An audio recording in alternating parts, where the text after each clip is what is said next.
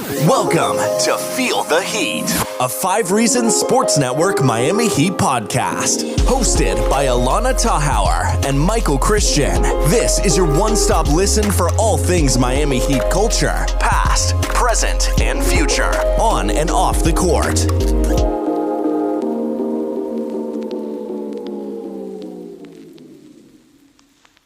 What's up, y'all? Welcome to episode 26 of Feel the Heat. My voice is a little hoarse tonight, so I'm going to come off more monotone than usual. But the excitement is real, folks. Wait, sorry. Would that mean your voice is a pony? That just makes me think of Genuine's Pony, if you even know what that song is. Well, no, because you said your voice is a little hoarse. I got it. Right, but I just wanted to make it. I just wanted to make sure that you knew what I was talking Michael's basically trying to explain the joke to our listeners because he doesn't think you guys will catch on. Is that what it is? Are you insulting our listeners? You can try to make it that. I don't know who Genuine is, though. So.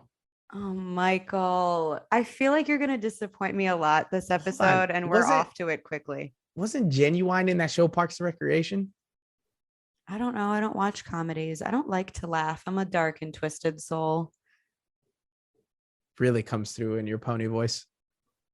Okay, my voice will return. It was a long weekend, but it's media day, and I all day felt like a little kid on Christmas.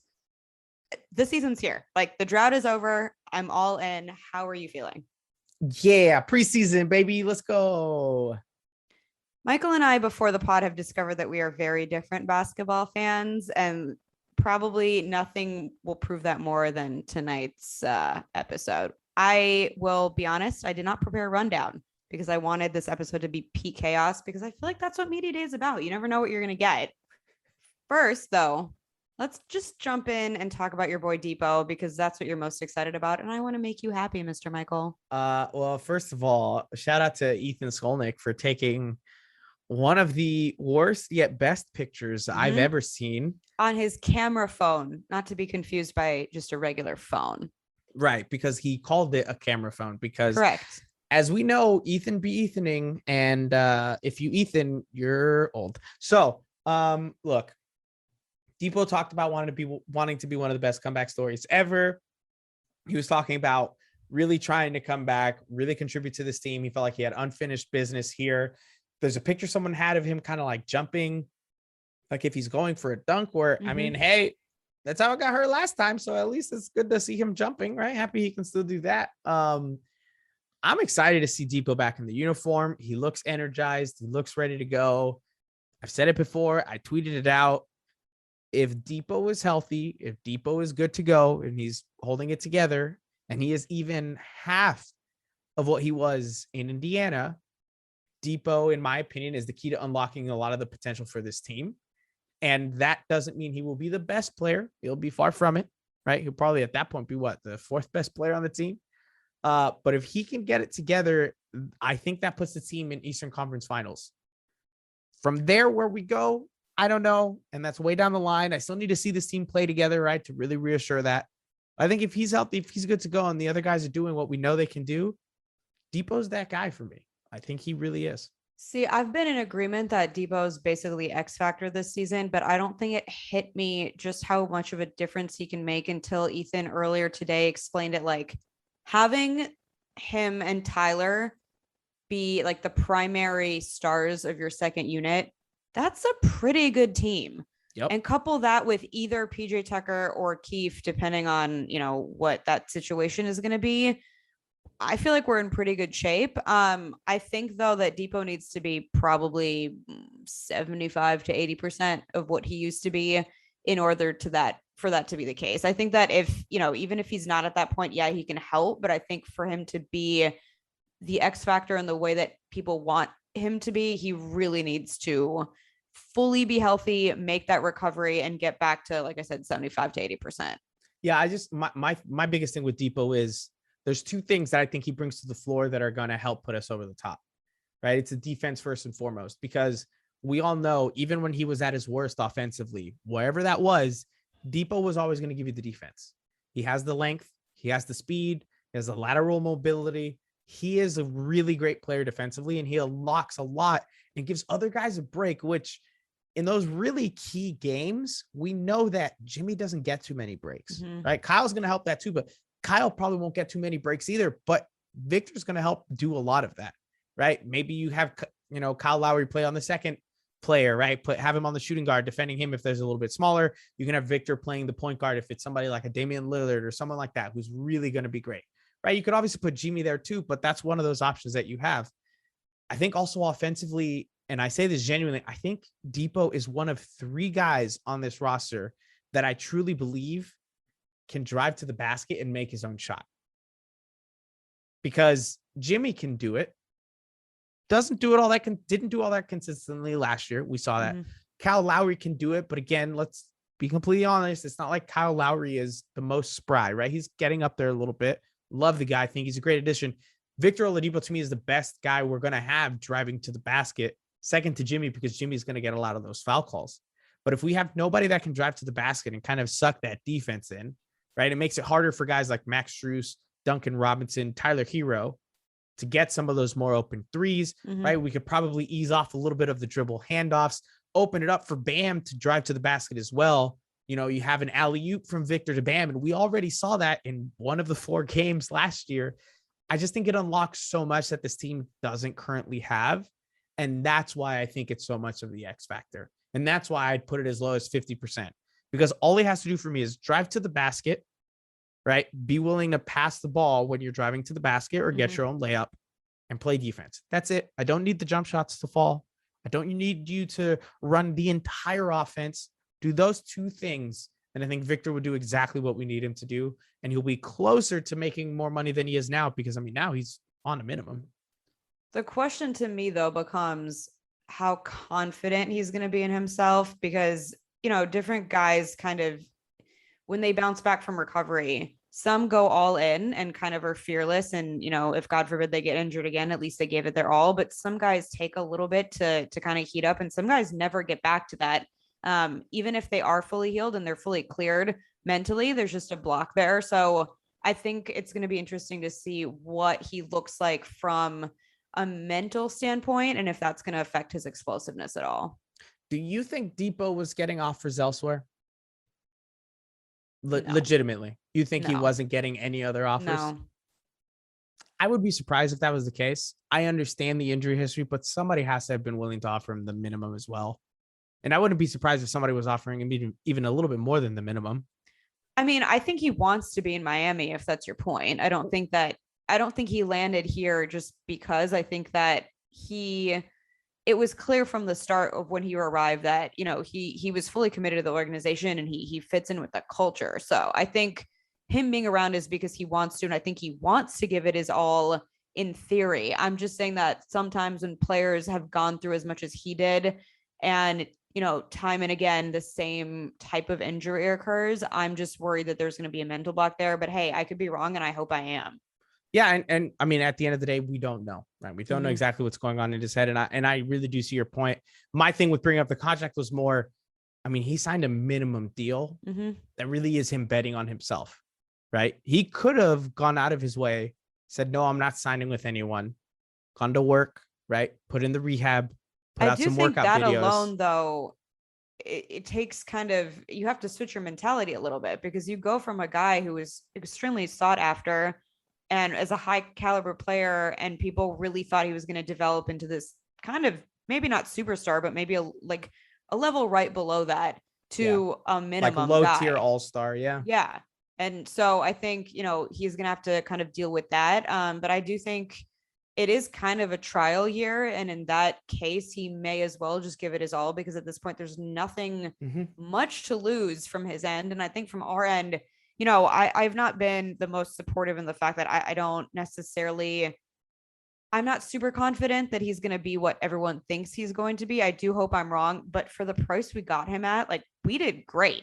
Bringing him back was absolutely the right call. And that includes the trade for both of us. At least I think it does. Absolutely. I think we'd all make that trade all over again.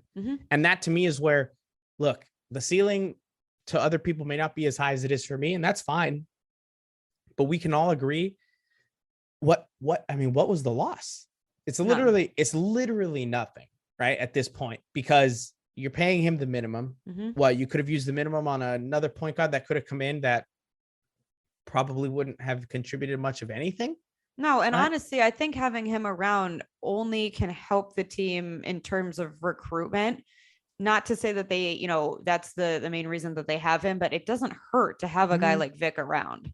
And like I was saying with the contract, this is him taking a shot on himself, Mhm. right?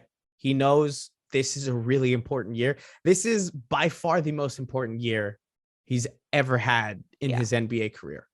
Like this is really it for him.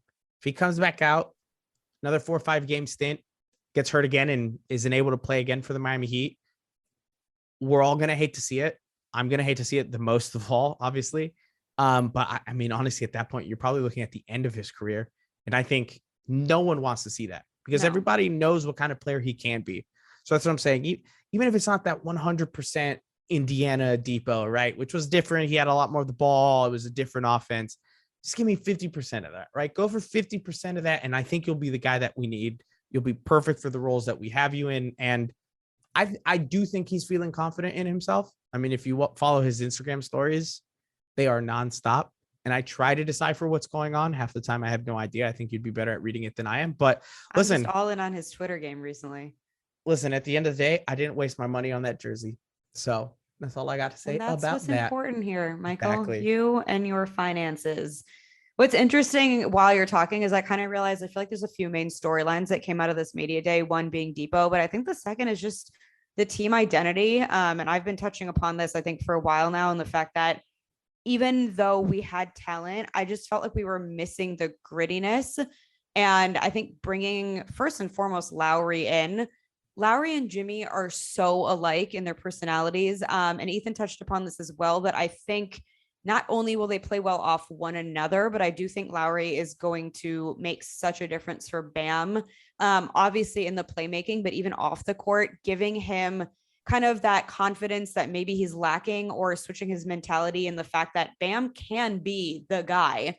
He doesn't need to be, a supporting role. He can be the star, maybe not every game and maybe not every minute of every game, but he needs to look at himself that way. So I just think between Lowry coming in and adding that, and obviously guys like PJ, Miami PJ to be specific, we finally got kind of the type of team that Pat Riley wants.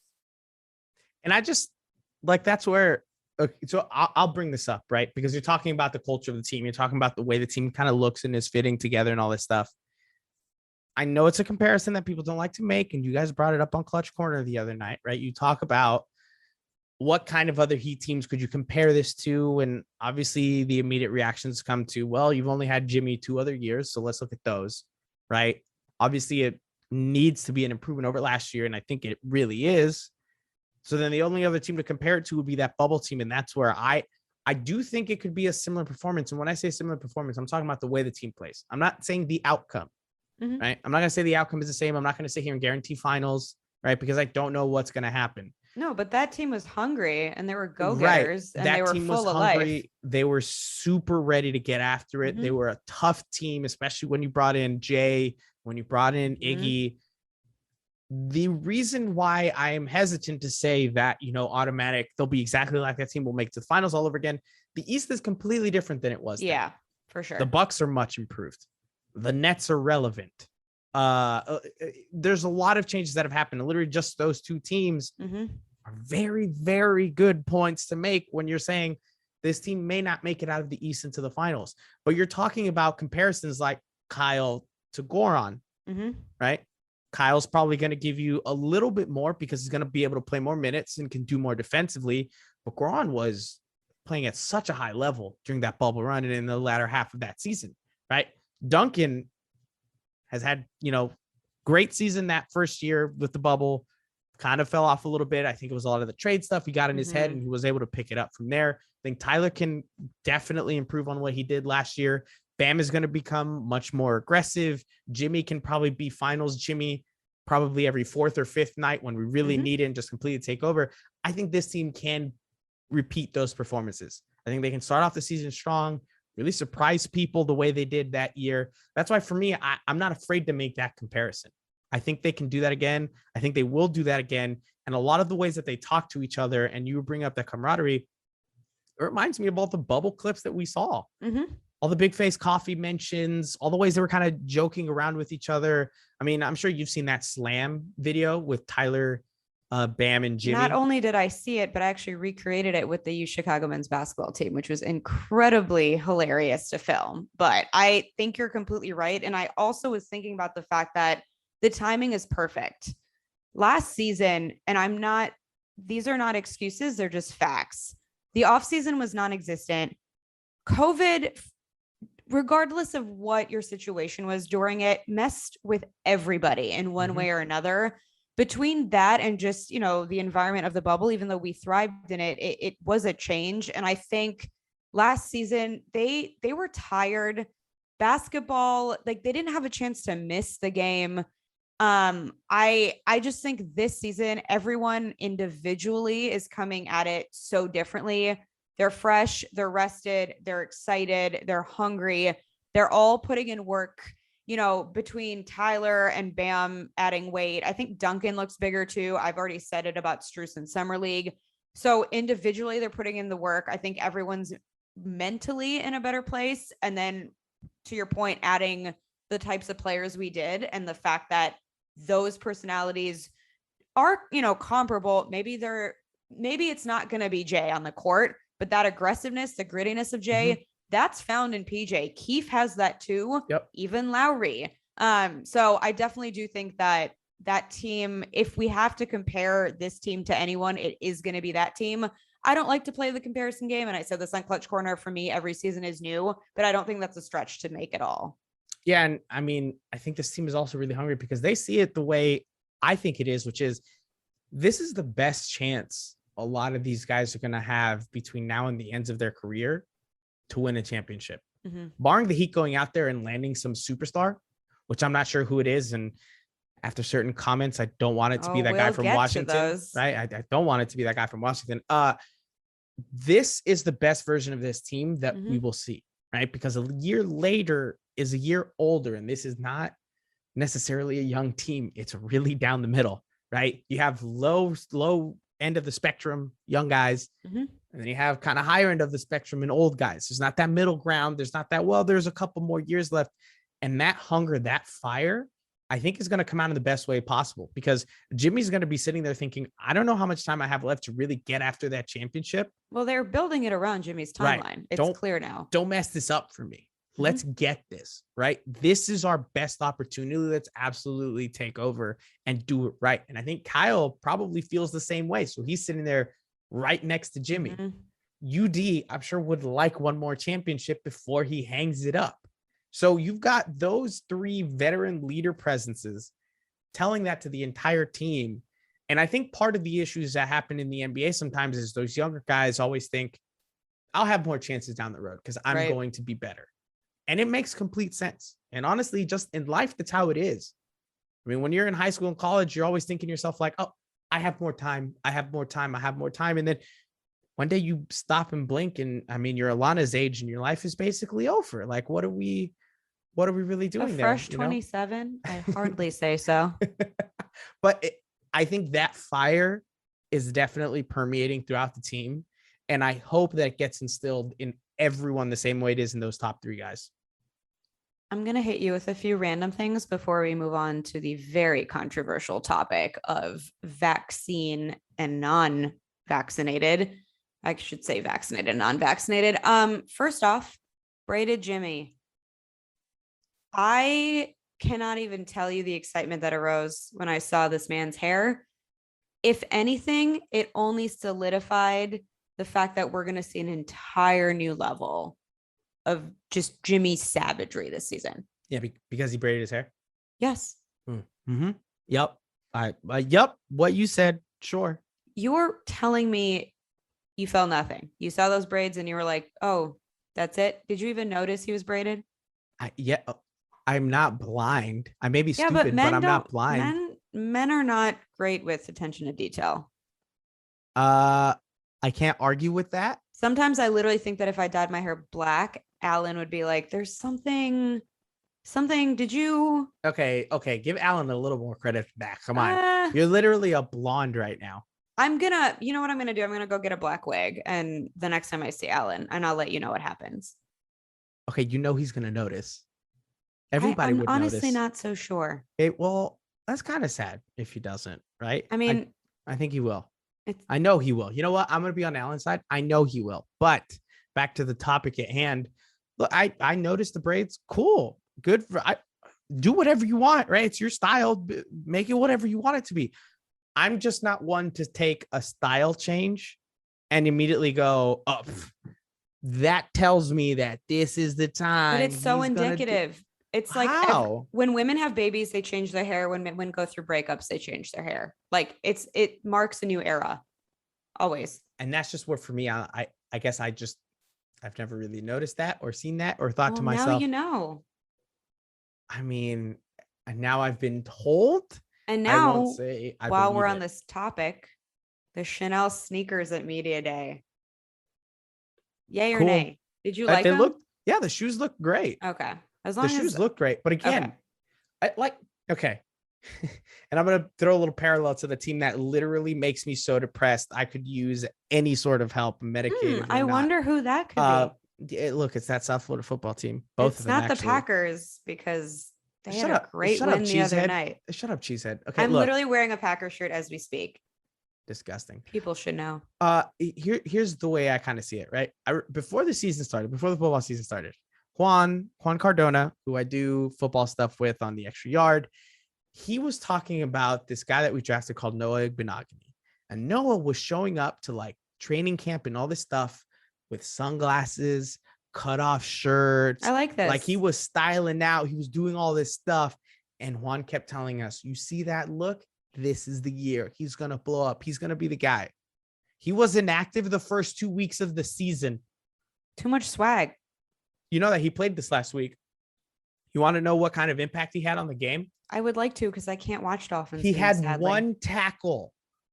One. Okay, but Jimmy's one of one. You can't compare. I agree with you that Jimmy's 101, but I'm also not one to sit here and say, oh, you see him? He's wearing expensive shoes and get his hair different. He's just locked in. But this is the off-court stuff that like I literally live and breathe and for. I'm fine looking into it. I'm just not one that sits here and thinks Jimmy braided his hair. MVP season. I'm just saying, a new era of Miami Heat basketball. Braided Jimmy. The team is going to be better. The team looks better. And I would not doubt that Jimmy has a better season this year as compared to last year. But I think it doesn't have anything to do with his braided hair or his shoes. Well, to transition a little bit for my last thing that I was going to bring up, because I don't know if you had seen this, Gabe Vincent had an interesting quote that he was planning on playing a role. I can't exactly remember the words he used, but basically a very traditional point guard role, which I found interesting because I think a lot of people are but probably still are a little bit not skeptical, but his shooting, they're not really sure of what's going to happen there because obviously he didn't look great last season, but he also didn't get a lot of opportunity. Then he ended up looking pretty great with Team Nigeria. But to me, a traditional point guard is more a playmaker, a pass first type of guy. So does that evoke anything in you? Just curious. I'm interested to see how it goes. I would love for all of us to be wrong and see this absolute transformation in Gabe. And he is that point guard, right? He is playing a more traditional point guard role. He's doing a great job of passing the ball around. You know, he's hitting the outside shots when he has to. He's making plays. I'd love to see it because we know he can play defensively, right? It's that playmaking and stuff that we just haven't seen too much of yet. And I will throw it back to Kendrick Nunn. Kendrick Nunn, his first season with the Heat, his first full season with the Heat, right? We didn't see too much on the defensive end. We didn't see much in terms of playmaking. The shooting and scoring was inconsistent. He comes back year two. He absolutely proved me wrong. And he was doing a lot of those things. He wasn't doing them at the highest of levels, but he was doing them and he was doing them well. If Gabe Vincent comes back and is more of that guy, that's awesome. I think we'd all love to see it. I just don't know if he's going to be that guy. And on top of that, I think he has a very short time frame to prove it because, and we go back to the first guy we talked about, when Depot comes back, he's going to take, in my opinion, a lot of those Gabe Vincent minutes. I agree. I think for me, it was more so I didn't know if he was looking at himself as a shooter first and foremost, and more of like an offensive kind of another piece to rely on, or if he was going to kind of fall back and be a distributor. And it seems like that's the route he's going. Obviously, things can change, and it depends. Injuries are going to happen. It's a part of the game. I don't wish them upon anyone, and I hope that we just somehow make it to the season without anything happening. But to be realistic, something's going to go awry. COVID protocols are still a thing, so I don't know if that's going to adjust. But it seems like for now, he's trying to slot himself into more of a point guard role with the mention of COVID, though. A lot of interesting sound bites came out of media day, and I am actually surprised because I wasn't sure if that many kind of vaccine related questions were going to be thrown around, but it seems like people didn't hold back, and weirdly enough, players had a lot to say. I don't blame the players for having a lot to say, right? If there's an issue that you feel strongly about, I think you have a right to go out there and say what you want about it. I just think this one is a little bit differently. This is COVID. This is a disease. This is something very serious that is affecting a lot of people, way too many people, right? First of all, I mean, we talked about it a bit before the podcast. Players that aren't vaccinated can't even play in all the cities, right? There are certain cities that don't even allow them to come and play the game, right? So that in itself is a disadvantage for that team because that's one less player available to them. From a competitive advantage standpoint, it doesn't make any sense to not be vaccinated. So, look, if a player doesn't want to get vaccinated, that is their choice. But when at some point the NBA decides to make it mandatory, which I do think will eventually come, they're going to have a choice to make. Continue your career or try to sit this one out and stand on something that, in my opinion, doesn't have too much of a backing. And I will say this here and I will say it now. Whatever the hell else is happening in Kyrie Irving's life, it is what it is. I'm not going to comment on any of that stuff he's done or said before. I'm commenting on this thing right here, right now. And the things that he has said about the vaccine are absolutely ridiculous. They're completely false. And he sounds like a crazy person, legitimately. So if he doesn't want to get it, that's fine. If you don't want to get a vaccine, that is your prerogative. But when you are in a position like a Kyrie Irving or like a Bradley Beal, where you have influence on so many others, make sure that you're saying the right things and that you're being completely responsible. Because my fear is how many people that they are influencing to not get it because they're saying, oh, my favorite basketball player is not getting it, so why do I need to get it? That's not how any of this works. Let's just be realistic. Help your team out. It's not about the disease and saving lives. Let's make it simpler than that. It's about winning. It's about winning. I just don't get it. Here's my thing. My entire life have lived under the kind of principle of people can do what they want. And if they don't agree with me or I don't agree with them, it's really none of my business. I know some people will fight back on that alone because, getting vaccinated isn't necessarily only about you and it is about other people. And that's a whole nother conversation. My problem is if a player would come out and just say, listen, I'm not comfortable with it for personal reasons. I don't want it. Do I still think they're in the wrong? Yes, but I could respect it somewhat, or at least I could accept it. What guys like Kyrie especially are saying, it's to the point where I'd feel like I'm in an alternate universe. The things he's saying are completely illogical. They're it's like you're living an episode of What If, Marvel TV show on Disney Plus every Wednesday. Check it out. Not a sponsor. Sorry, go ahead. Yeah, that. I don't even know what that is, but I trust you. For me, it's comical. And I just find that infuriating because this is such a serious situation. If we want to talk about Bradley Beal saying, why would I get it when you can still get COVID if you're vaccinated? How many articles need to come out or how many people need to explain this? I don't understand. Articles, how many Instagram live videos, how many freaking TikToks, okay? Mm-hmm. I don't even have one. And I've seen TikToks talking about what it does. It's about lessening the chances of it being bad. It's about it. It's like if I handed you 2 pills and I said, one has a 10% chance to kill you, one has a 1% chance to kill you. Are you going to take the 10% or the 1%? Like it just comes down to, in my opinion, the responsible choice. And again, if you don't want to get it, it's your prerogative, right? Just make sure you're going out there and you're wearing a mask. Make sure you're social distancing. Make sure you're taking care of not only yourself, but those in your life and those around you. But to come out and say that people shouldn't get it because of some random thing that you might have read on one random website, like, come on, man. It's just irresponsible to me. It's completely irresponsible. What I think makes it worse, or it doesn't necessarily make sense, is that, okay, sure, you can't play in certain cities. So now the whole Andrew Wiggins thing is that he can't play at home.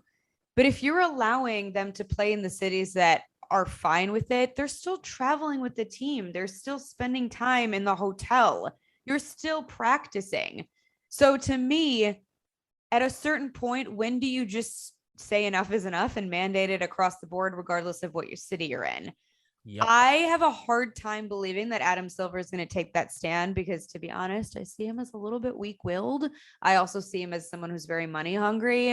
And Adam, if you're offering me a job, I'll take it. You don't have to take Allana. I'm just letting you know, Adam. Listen, I'm honest. I can help you work through your weaknesses. I'm sure there are a lot of good things about you, Mr. Silver. You're gonna become Adam Silver's like personal, like, I don't even know what I would be a great life coach. I've said this for some years now. I think I messed up in my career, although I could very well transition.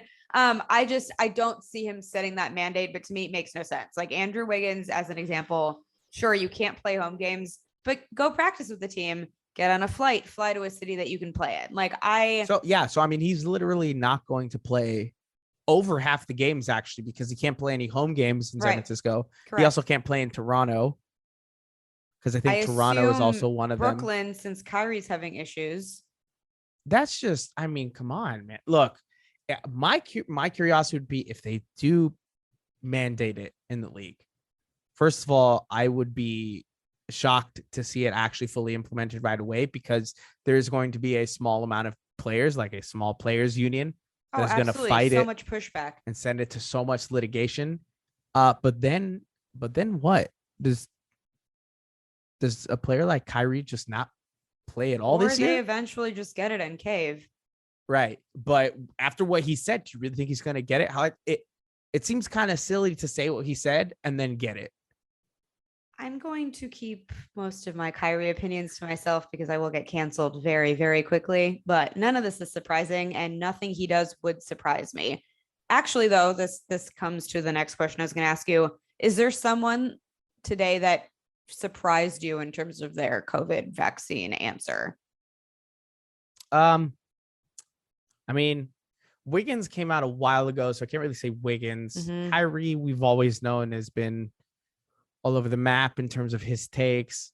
I mean, I guess I'd have to say Bradley, right? It just, to me, and it hurts my soul a little bit. There were rumors that I had seen Josh Richardson does not seem like he's vaccinated, and Zach LaVine does not either. So I was a little bit blown away by those. But again, they did not comment on the why. And without that, I will accept it and I will sit back and just swallow it. It's people like Kyrie and Beal that have me up in arms. Right. And so here's what it comes down to, right? Somebody like Zach LaVine, who's the best player on his team, right? He misses. Now, let me jump in here. This is speculation. He said that he won't comment on it. To me, not commenting means you didn't get it. I'm just going to go ahead and say that because why wouldn't you?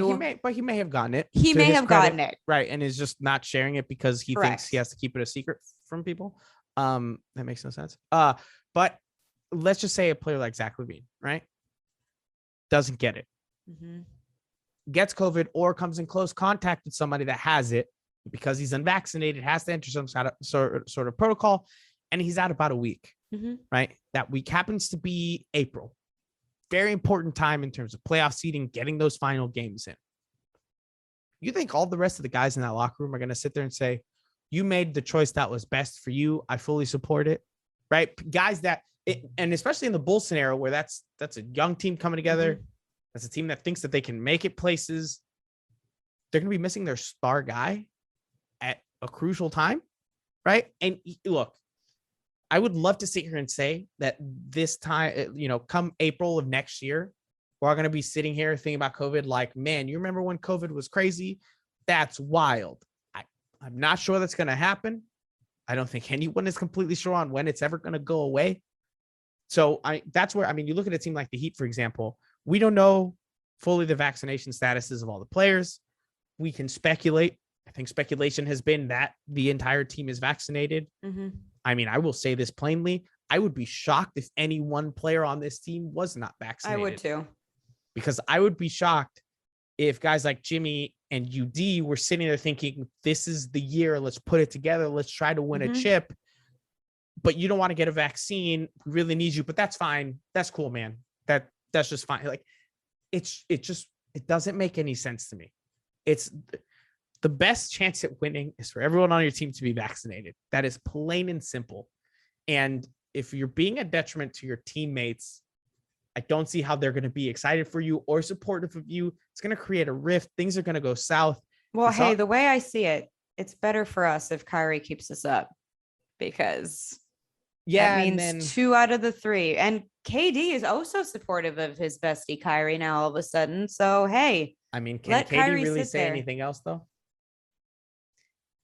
Honestly, I think certain guys might. And to your point, I'm not saying that I would necessarily call them out, but I could see a Jimmy-like figure making a bolder statement than I support him and we know it'll get worked out and he'll do the right thing, or he's doing what's best for him. Yeah, I like I said, I would be shocked if anyone wasn't. Again, we don't know exactly. It's kind of leaning towards looking like they're all vaccinated. I would be so proud of this team if that's the case. I love this team no matter what, but I'd be so proud of them. Right? It feels like a group thing and they all got it together and like they all made sure they had it. Mm-hmm.